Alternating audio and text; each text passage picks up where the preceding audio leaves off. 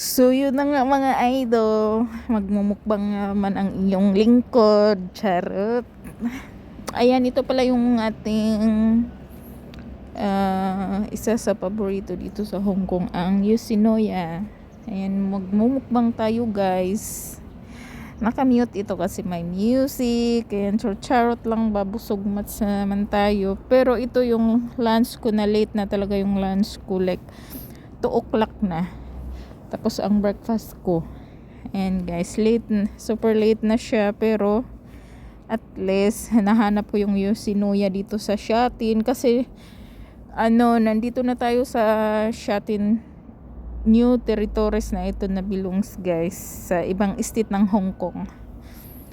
Ayan, so hinahanap ko yan, buti na lang nakita ko siya kasi yung New Town Plaza malaki siya.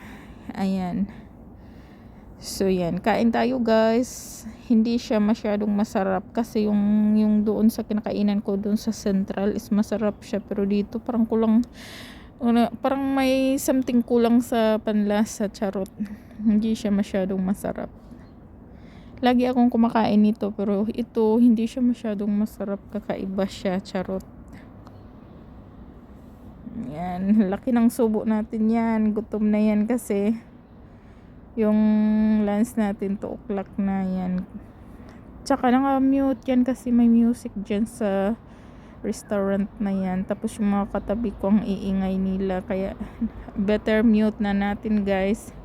Yung kinakain ko pala is beef brisket na may gulay siya na beef siya, tapos may gulay siya na broccoli, tapos carrots, at saka yung drinks natin is hot milk tea kasi super duper ang lamig.